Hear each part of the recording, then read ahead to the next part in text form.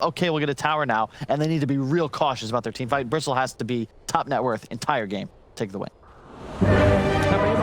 Yeah, I'm liking what Nigma's got going on. I love the idea, because again, we saw in the earlier series, the Phoenix just had nothing to protect the egg. In this case, we've got stuff to protect the egg, and it feels like they really knew what they wanted to do with this draft, whereas I felt Liquid was a little bit more like, okay, we need to find something now, and I guess this solves our problem, so I go with Nigma. All right, let's find out what's going to happen then in this opening game of the series. We have for commentary duo, OD Pixel and BSJ. Thank you very much, Chief. Yeah, this should be a fun one for sure. Nigma up against Liquid. Brian, we've had the drafts. Quite a lot to talk about. What are you most excited to see here? I'm excited for the carry Bristle. This is a hero that I kind of theory crafted with the Eternal Shroud. I'm curious if you go on carry, because the off-lane Bristle, it seems pretty obvious that that utility plus tankiness would be nice, but is he going to go more like the S and Y? Is he going to go more like the damage route? But I like this off-lane Mirana for specifically Liquid, because if it was any other team, I feel like I would be concerned for the same reasons Kyle is, but what they tend to do is they'll swap up like the roles of the Sand King and the Mirana, where the Sand King becomes more of the 3 and the Mirana is just for the egg, I think later on. But here we go. Oh my goodness, yeah, we have a full 5-on-5 here, really, with Tiger starting things off with a Burrow Strike. Bloodseeker's going to be down, silencing the Sand King. Who's going to get the kill first? Tiger's getting low to the battle over. Nigma's running him down, but it's going to be Liquid that get first. But taking down mind control. They do lose Tiger in return as it's a 1-for-1. They're going to be able to get a second. Liquid, as they'll also finish off Pro stats with Will. 2 kills for Liquid, just the 1 hit for Nigma, but yeah, both teams already ready to pull, and I think we're going to see a lot of that this game, right, Brian? Both teams are going to want to be bringing the fight. Yeah, there is non-stop fight from all of these heroes. So much damage, so much control on both sides, and yeah, I think that's only a small sample of what's to come.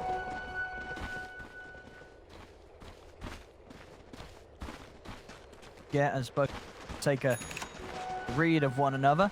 But as you say, you said you're interested to see what miCKe does with the carry Bristol. I mean, the game as a whole, do you think Nigma's drafted some good solutions for the Bristol? Have they sort of identified the fact that it would be in this sort of position 1 and have the relevant means to deal with it? Well, yeah, what I think teams are thinking with this Pug first pick is that the best way to deal with Coil is to just stand there, and these Bristle DK heroes I think are meant to address that, right? But I think they're kind of ignoring the fact that GH is playing Phoenix. Percent-based damage over time. If there's any hero in the game that's going to offer enough damage to bring down these strengthy, tanky cores during the Coil, it is Phoenix.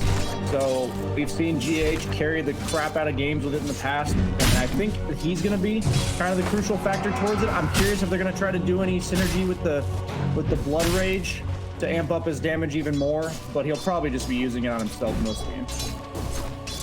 Yeah, John. Having this axe as the last bit was very nice to get that Bristol facing the correct way so they can get the damage into the run. Top chip. Going the mid lane so far, quite for 7-for-1. We are trade between 2. Down bottom, arm for Miracle. Pretty good so far here, 8-for-4. Boxy getting out of this lane. Not a lot at all, but it's going to be what we do see Liquid doing. Looks like Boxy's sort of taking a step back, and they're going to be letting Tiger doing the farming on this bottom lane as the Sand King. So weird that they do this.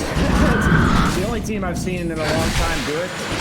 It's a lot about Tiger plays these really greedy heroes, the ones that end up being like poison of themselves from the support role, like the Enigma, or in this case, Sand King is a very heavy farming core. He becomes more of a split-pushing mobile hero. I think they're going to have a tough time dealing with him later as well. My issue with Team Nigma's draft, potentially, is not necessarily that they can't bring down one of these heroes, but that they can't bring down all of them. That there's just 3 very tanky, they're all going to build to live cores, and pretty much all of Nigma's team is predicated around killing them. Yeah, do you feel it for Liquid as well? Bottom.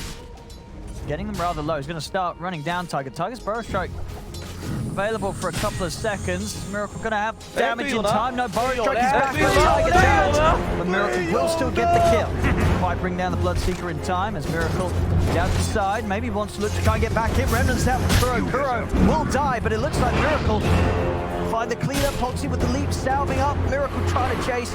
Poxy's got enough leap charges. Get out of there. Bloodseeker hero, man. The sustain is insane. All these little skirmishes are going to come down to like that fine line if he gets that kill off or not, because then he gets all of his health back and lives for it. But Taiga's going to be back in lane, full HP. Void Spear will have to TP back and give him a couple stabs. He does have that. So lane's pushing in though. miCKe might miss a decent amount of creeps. He's going to grab the creeps off the tower for his carry. Quite nice of him to do that. I don't think that death's all that bad for Taiga. Boxy ends up getting a solo XP on a kill as well. And then overall, since he's coming back full health, and basically this stun combo scales really well against this Bloodseeker hero. He's not going to have some natural way to survive, so Void Spirit's going to be glued down here for a while. But yeah, it seems like both teams have so much threat on each other down here that it's pins and needles. That's all I'm thinking with this one. Yeah, both sides just each other very low. Yeah, but both duos sort of have to really think if, you know, can we keep pushing for this kill, or are they just going to be able to turn around and head? So. Rest at the same time for us. Go forward, Taiga. Time he can sort of find that burst right with the arrow though. Shot taking him down. Mid, miCKe. Take the walk back to base here. Quite probably did have a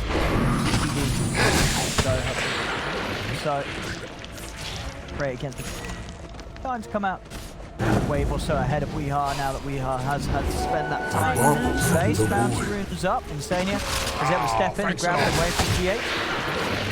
Get Insania low, but can't be both get ready. The prize is mine. Crossing. Dire's structures are fortified. Insania. So far, pretty close start across the board. Anything sort of surprising you with the way the lanes have gone down? Is there any sort of lanes that you would have imagined would have begun to look a bit more one-sided? No, I'd say most of the heroes in this game are kind of about getting their own stuff. As you see a Coil in the mid lane, GH with the immediate TP, and Kuroki with the reach around, but nope, the arrow from Boxy is actually going to potentially save Koitva here. Will it be enough? Dire's middle tower is under attack. GH able to lay down those knives, last few fire spirits to secure the kill on Koitva. Now Boxy trying to help out. Will also lose his life there. Nice attempt with the arrow follow-up on the GH, but not quite enough to kill him. GH able to get out the dive of the spirits to make sure that the Nigma still come out on top of that defense down there. We are setting up. Defining himself. Very lovely.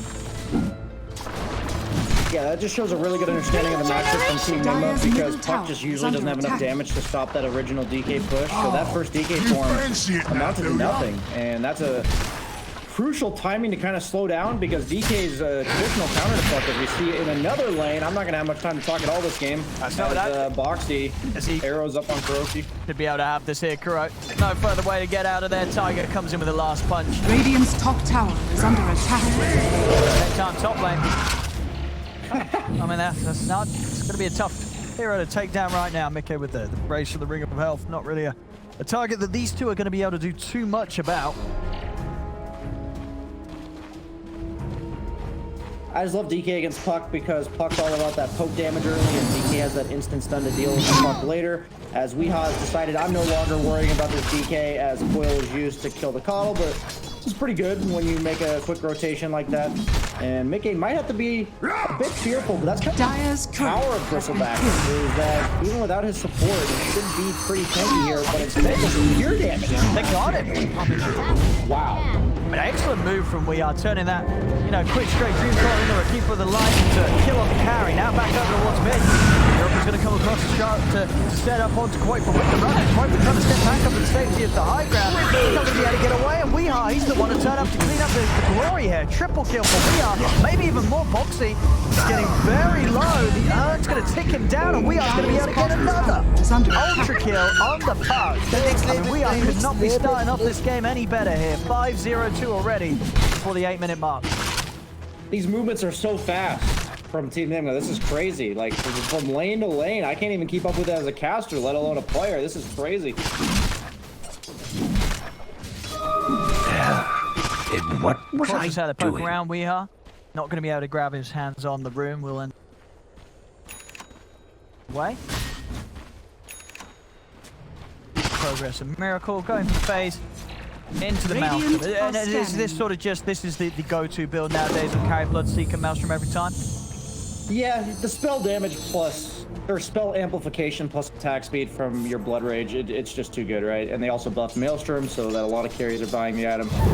It's just crazy that they have so many tanky cores on the side of Team Liquid, and Nigma just understands that so well, because they realize that they want to bring down these cores, they need 3 or 4 heroes. That's exactly what they're bringing. They're bringing ample numbers to every single fight.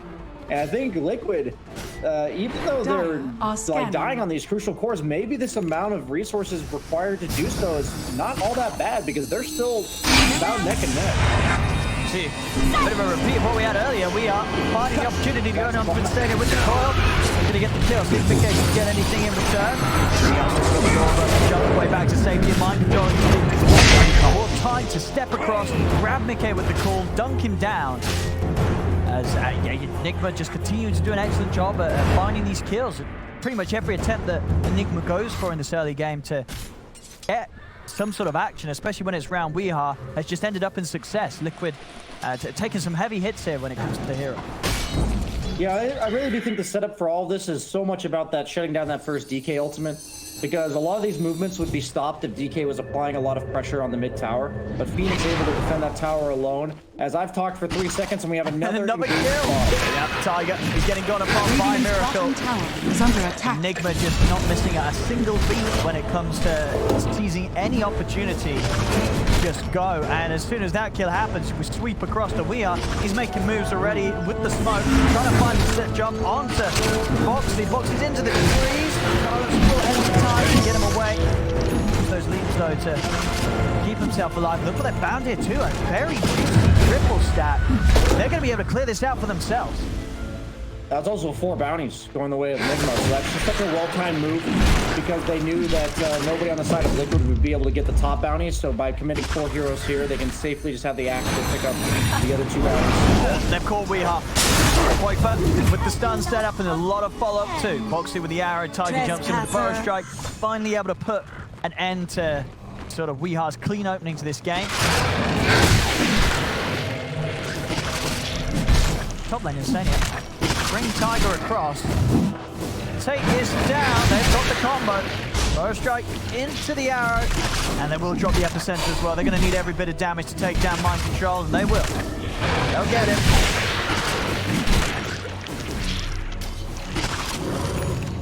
Yeah, there's so many movements from both Dyer's teams. The bottom Coddle tower gives is global under presence to a attack. lot of these immobile heroes. Dyer's Didn't really think about that just structures now, are but fortified. that is going to help a lot of the weaknesses of the Liquid cores, just so that the DK can be able to farm other parts of the map if they need to be recalled to fight anyways. Radiant's top tower Kind of is under counteract the attack. mobility from the Puck and the Void Spear and the Phoenix. Dyer's bottom tower is under attack. Yeah, back up. But, try and pounce. This focus around mid, though, causing continued space for Miracle to keep farming down bottom. Okay, gold in it. Okay, still man top this game on his bristle. So, no, it's great to see as well from these two teams. Something a little bit different. I feel like we've had a lot of games today and yesterday as well, really, where you could sort of look at it from really the end of the draft to sort of say, well, this game's going to be very hard for this team. This game seems pretty even, right? Both teams very comfortable lineup for themselves. This opening 12 minutes, it could have been any closer. See him on ulti. Maybe looking to make something happen top. They have caught ultimate if they need to recall somebody else. Looks like both teams are kind of just at a stalemate here. Yeah, they're bringing the 4 of them up. So not quite. Very close to. Tiger, of course, his is just about to be delivered on the courier. He's actually going to get the gun on before he can really do anything about it. Backup's coming in, but he's been out of position by the call. Just the fire strike out, don't step from Mike Strong, finish up the job. Liquid bringing in the numbers. There's the opening stun onto Weeha. They get the trade. Can they get more? They can't quite with time to chase. Burrow still with a simulate left available, and ready to back up. GH is in the middle of it all. Gets the egg off. Are they able to take it down? They try their best. Foxy and miCKe will be able to do it. Supernova comes to an end, but Foxy loses his life for it. True, miCKe still fighting fit though. He's got a lot of mana, a lot of HP to work with as he runs down mind control, cleans up the third. So Liquid will be able to push back Nigma, come out on top. By their best attempt, Nigma, to really bring the fight to Liquid into their jungle. As we saw, it is going to be a tricky game for GH, at least early on, to get these Supernovas off, as Liquid will be able to do a pretty solid job of taking it down, especially if Foxy's alive. Yeah, you saw the Mirana pick paying off there. He did a great job of leap dodging the axe call in order to finish off the egg. And you can tell that he knows his purpose. He dies for it, and it's a worthy sacrifice in this case, because that egg going off still a lost team fight anytime for Team Liquid. Yeah, and you can really sort of respect why Liquid did get it for that alone. Radiant's right? bottom You tower don't really sort is of under attack. matter about if you've got lackings elsewhere. It's very much worth to draft a pick to counter GH with Phoenix because of how great of a game you're just sort of used to seeing GH have on this Phoenix. Multiple times. Probably one of the best Phoenixes. So very much worth a pick just to guarantee you can take it. Yeah, I think what makes these drafts so even from these tier 1 teams whenever I watch them is that every pick has a response. You don't see an egg that doesn't get dealt with. You don't see some pushing hero that they can't bring down. Yeah. You don't see tanky heroes that don't have enough damage. It's like every hero has a solution, you know, and that means that both teams have plays that can always be made. They can always take team fights because like there's some sort of AoE combination Radiant's of stuns from the Sand King, is from the under Phoenix, attack. and both teams have some semblance of tower pressure, but in the form of Nigma, it's mainly the kill threat. So that's why Team Liquid is constantly able to contest these tower pushes. And the beauty of the Coddle Bristle combo, a lot of people think of it as the mana, but I'll just harp again on it, like reiterate the fact that the Coddle being able to bring the Bristle from wherever, he's basically a spec in regards to where he gets the farm.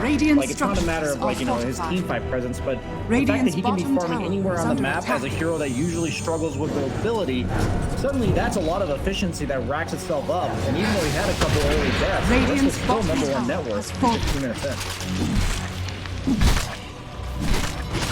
Moonlight pops in. Be able to catch wind of Burrow doing a warding job. And now they'll be able to take his life for it. Be done that. Dire's immediately top able to tower remove is that under vision. attack. Vital information. Top lane mind control. They go for jumping onto Tiger. Follow up from Miracle, and we are throwing everything down onto the Sand King. Tiger doesn't get a chance to throw anything out in return. Underneath the tower, mind control. It's going to get caught out though. He'll be the one to lose his life in return. Can they catch anything else? They can. An attempted TP out from Miracle, put to a stop by the Burrow Strike. He's trying to run with the solar bind, slowing him down. Miracle also pay with his life. Dire's top tower is Holding under defense. attack. Tiger's buyback. Radiant's Cures top them. tower That is setup under and that attack. catch onto Miracle. That's definitely a work. It looks like he is going for the S&Y on Bristle. It is a very feels-good item on the hero, and it's nice against Axe. Really the only way to deal with Paul is to just make the Paul last less amount of time. Radiant's top tower is under It's going attack. to allow him to be more mobile in fights. It's also going to be a good way to deal with the rupture of the stack. And they're going to try to bring down the tank. Yeah, ready they go. Three of them. They got quite some damage to do so. They have it as Tiger comes in with the counterplay. The Burrow Strike comes down, but GH will be able to pop the Supernovas. As great as the Burrow Strike is, Liquid's got to back off. Look at them stairs outside of range of the stun. Mind control. He's in with the blink. Catching Tiger. Dragging him back over towards Weehaw. Full on silence. Tiger's down. For a very extended duration, of course. Off the back of his buyback box. Trying to reinitiate. His jump forward set up onto Mind control. The blast is there from the Illuminate. Kuro's got to get out of it. Kuiper refires attempt, but it simulates him dodging. Kuro's in the trees. Kuiper's still surging. The arrow. Foxy. He hits it. Bang on target. Liquid, they may have lost Tiger, but again, happy to bring the ball back to Nigma. They get 2 kills in return. Weehaw continue to poke at the side. He's got the recoil. He's going to look to take out Insania with it, and he'll get it. He really does not like Insania. I'm pretty sure that's 5 out of 6 coils that are only on Insania. crazy part about this Bristle pick is even though it was first rounded, it seems like they have a decent amount of damage. But when I was talking about the draft, how all their heroes are about killing people, it seems like, yeah, every hero wants to kill people, but they don't have like the Slark or the OD or like the Ursa, a hero that, I guess OD not as much anymore, but the hero that capitalizes on the enemy living longer, right? Feasting on them with healing stats or doing more damage. You see that they could bring the Bristle down to like 20-30%, but they just don't quite have the finishing blow. If they don't bring down the Bristle, that's about the Liquid's equivalent of not killing the Phoenix egg, right? Because he's going to have all that damage like you with Quills. He got salved up by Insania so he could rejoin the fight. And suddenly you're seeing the power of the Bristleback, and they're stacking Ancients all game for him as well. So a hero that isn't traditionally known to farm super fast, suddenly skyrocketing in net worth. And Dire's top tower dream game is so under far attack. for him, despite being first round. Dire's structures Yeah, it really are is. We fortified. see that on the stats. He's found just as much from Neutrals and Ancients as he has from lane. Dire's top Because tower of this is insane under amount of attack. stacking that's going on Dire's for top Liquid. tower I've is come to know fortified. this as a team throughout all of the sort of recent appearances. Second half of 2020, Liquid just far the team that stacked the most. With the Moonlight. Nigma pretty prepared though, because they're all here as a 5-man on the high ground. He's able to find the jump on who. miCKe is going to show himself mid. Quakefer in immediately with the Dragon Tails done. They got the first to kill him off. They do. Tiger has the follow-up epicenter. They take down miCKe. Now they're going to look to try and get back out. Tiger's the Burrow Strap. It's already been ruptured. Getting burrowed by the summer. miCKe comes into the Berserk score. Effectively, egg is attempted. But again, they take it out straight away. They also find the cleanup of Miracles. Nigma, they've got to run. But Quakefer in with the Dragon Tails. Catches Crow as well. This time, a clean team fight win for Liquid as they take 4 heroes down. Radiant structures Yeah, this is getting are out of control fortified. quick. These tanky heroes, it's all about hitting that threshold, Radiant's whether or middle not they can tower burst is you. under attack. And if they're being forced to now rupture a Sand King, that's kind of what I was worried about when I saw their draft. Is that if Radiant's they fall middle behind at tower all, has fallen. there's just too many tanky guys. There's not enough spells to be casted on the side of Nigma to bring these guys down. Number one weakness of Puck is just getting damage over time. Like, and this is a hero that's been getting first rounded, considered very powerful this patch. And I think, like, it's amazing to see these top tier teams kind of just dissect a hero. It's like their entire draft is predicated around being so tanky that the damage from Puck eventually becomes underwhelming. And this is your mid hero, they didn't counter some 5-position hero. This is a mid Puck, and they try to make up for it, I think, with the Bloodseeker axe, a lot of like burst damage, pure damage. And I see what they're going for, and I really like it, but Dire's it's middle tower is under proving attack. to just not quite be enough. No, for sure. And in a game where, you know, Nigma's been getting a lot done. It's not like they're suffering in play. It's really just an element of the fact that the heroes they have is not quite able to do enough to deal with what brings to the action. We are trying to get the Lincoln Sphere done so he has some sort of safety against this. Solid definitely times now. I wonder if skipping that Spear Vessel might be a massive mistake for miCKe here, because bring down DK and Bristle mid-game. I think that reducing their heal over time, for Bristle, since he reduces 40% of the damage, every single health that he regens is even more impactful during the middle of a fight, because it represents more damage that you have to do to him. And they went for this Witch's Blade, which is a very common item we've seen on Puck, but this Dire's game, middle tower those is times under where attack. Bristle barely lived, the times where DK barely lived, might not have been the case with the Spear Vessel. So I wonder if they'll talk about that one after the Dire game. are But scanning. obviously this one's not over just yet. Liquid looks like they're grouping up, ready to smoke. Showing Bristle in lane, that's one of his strengths as a carry, is that he can kind of just farm wherever, and you never want to go on him. Especially against a team like Liquid that's always going to have this sort of setup of this team mid-game. Whole team behind him. But trap bells get hurt.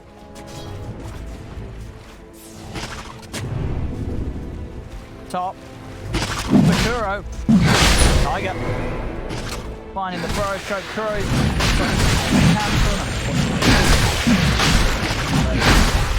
gets away. They're going for the Bros. miCKe's going to start slowly wearing it down. Nigma, they do have the smoke and they have the jump ready. What sort of fight they can try for mind control, a little off the mark with the call. As now Tiger, he's in the castle, they get the burst right down onto the two of them. GH going for the egg, they're trying their best to take it down, flip it over, they can. Again, taking it out, both miCKe and Koikba just focus the Supernova completely. GH will buy back, but now he's without the ultimate. Dire's bottom tower is under attack. Look at Insane his inventory. He's got the shovel, shield back up, runs right back in. DPC has run an attempt for Nigma again to get the fight going. Mind control, he's getting low. Tiger's able to finish him, jumps in the bar strike.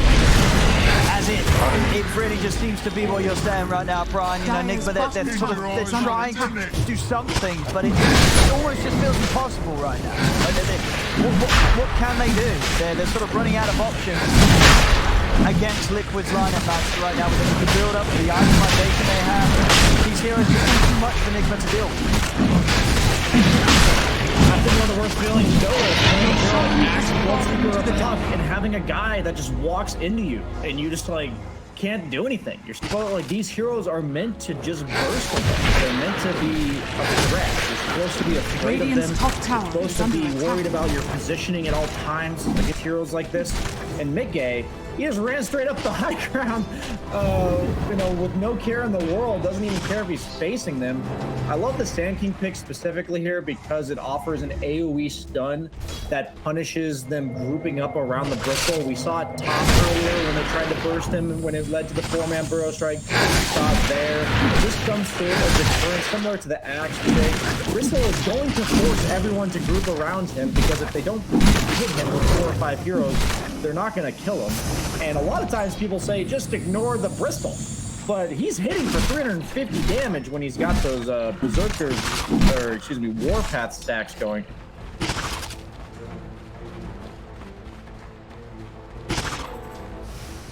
I mean, for Nigma, is there any sort of... Radiant are scanning. You know, you look at the sort of Bloodseeker carry, Miracle. I mean, he just needs so many items, right? At what sort of point does this Bloodseeker become a threat for the heroes of Liquid? I mean, top lane, Weehaw is trying to push out a lane.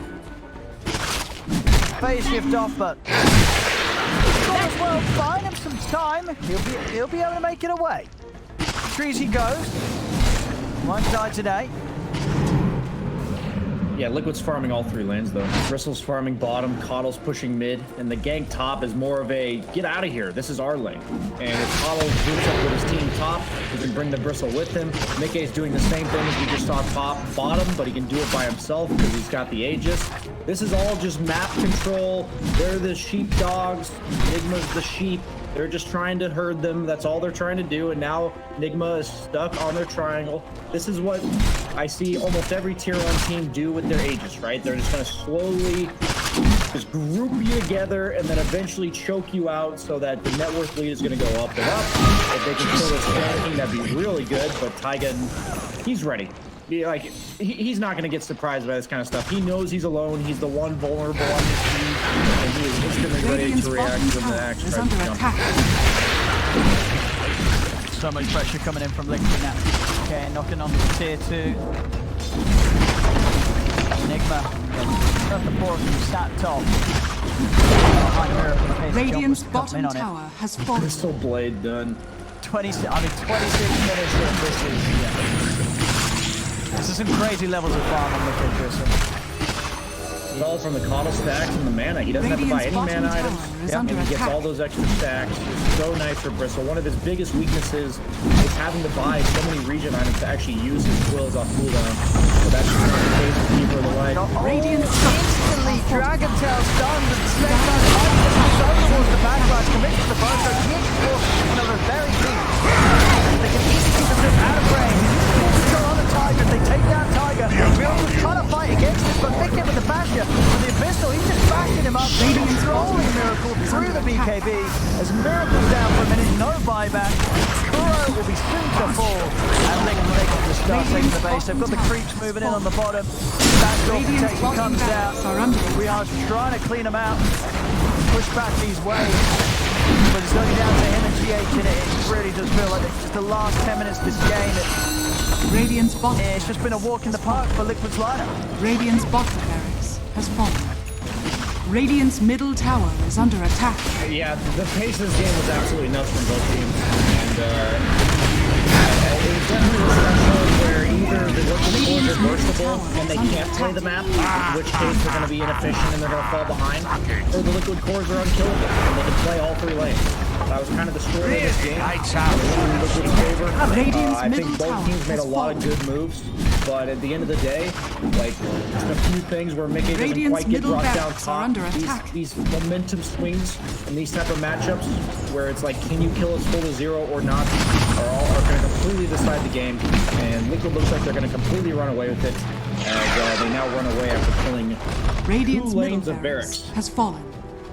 21k here at 28 minutes in.